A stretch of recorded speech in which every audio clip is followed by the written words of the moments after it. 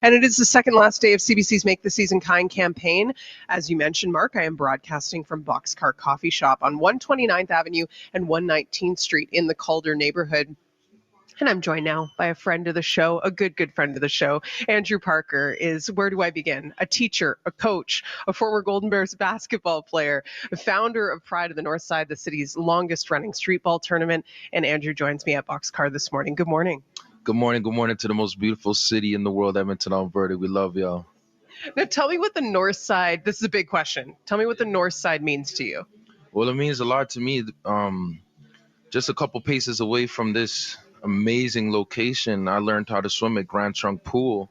My brother went to Roslyn Junior High School. I went to Lorelei Elementary. My other brother went to Killarney. From there we went to Mary Butterworth and then on to Emmy Lazert. And I basically stayed here for the rest of my life, with the exception of a couple of years overseas playing basketball. So North Edmonton is my home. It's my heart. It's my people. It's my community. It's my love. And I love to speak on behalf of this place because there's so many good people that live here.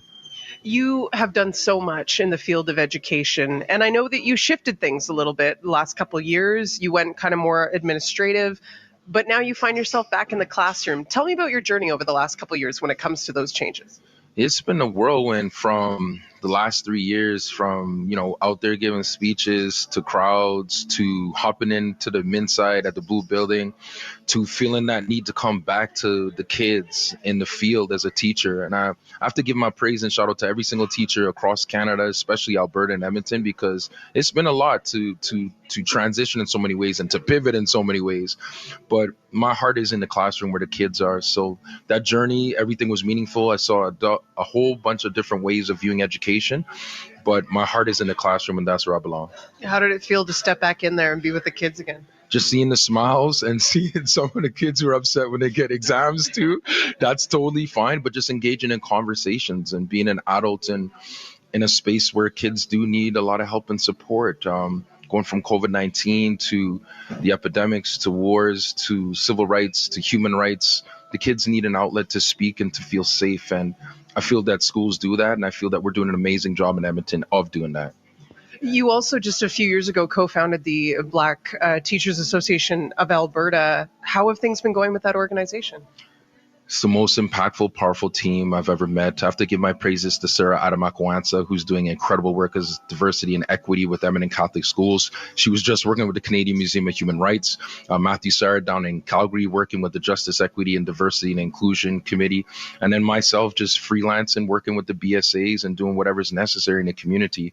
When our community came together, it was a very tough time. George Floyd, Breonna Taylor. Now we see a lot of tough times that are happening now in and around the world. So having a BTA is important for our community to have a voice, an authentic voice, not something that is ushered in by folks who may not know us. It's our own voices and our own people trying to stand up for something that's right in this world.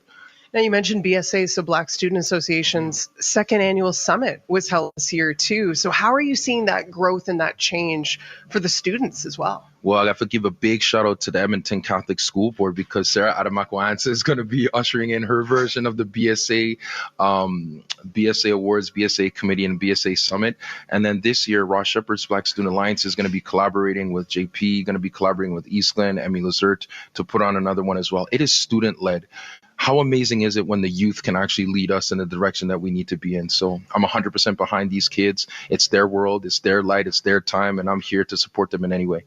When you reflect back on that, like you said, growing up in the North Side here, and when you see that empowerment, that opportunity for them to have that voice, how does that impact you, thinking back to when you were a young Black man growing up in this area of the city? Yeah, it was tough. From about 2000 to 2010, we lost a lot of young brothers in the community due to violence, due to challenges, to the drug game, to the hustle. And mental health, that's something that we didn't get a chance to talk about like 10, 20 years ago. But now we have these spaces where we can feel free, we can feel vulnerable and not be afraid, and then grow through that vulnerability. So for me, as an older man now, 40 years old, as a father too, I know that my kids will have these supports. And it's because of the work that the kids are doing and the work that we're doing right now, and amazing people like CBC Edmonton standing up for our community. I got to say happy 40th, by the way. I'm part of the 40 Club as well. So we're a good year, 1983. Now, adding to the list of your accomplishments, you've been a community ambassador for the Edmonton Stingers. What has that been like, especially with all that work you do for Pride of the North Side and the connections you may be able to make between those two different organizations? I'm blessed. I'm lucky to still be around professional basketball organizations. I played for the Chill, I played for the Energy, played for University of Alberta Golden Bears, and then ran the tournament. But the Stingers gave us an opportunity to have our Black History Month All-Star Weekend. They gave us an opportunity to bring kids in to the community and to play basketball in safe spaces, have a camp and a tournament. And I can't wait to see what the new management does with this amazing initiative that we're going to try and roll through in February once again. So Edmonton Stingers, if you're out there, I love y'all. I know we got some new people in the mix, but I'm ready to go again and support this community. What do you think that means too? Like we saw so much momentum when the Raptors won the championship, right? I remember talking to you about that. Then we've seen so much momentum with the CEBL being a part of Edmonton. How do you think that's shifting and changing the space for basketball in this city? Well, it changed a whole lot for me when I met the president, GM of the Toronto Raptors when he came to Edmonton, Alberta, and was at Londonderry Courts. And, you know, I was very stubborn the first 7 years. People were like, you should move from Londonderry. Let's find a better venue. And I was like, no, there's something else that's got to happen here. Something's going to change this place. And then last year, the president of the Raptors comes down and says, guess what? We're going to give you a $1 million brand new basketball court, and we're going to partner with the Giants of Africa and give these kids the opportunities to go to the NBA. And I was in tears. So the impact is being felt, and that commitment, that consistency, that sustainability, we're finding it. It just takes us making good friends in right places. How do you see sport as a community connector? Get your basketball kids and go outside.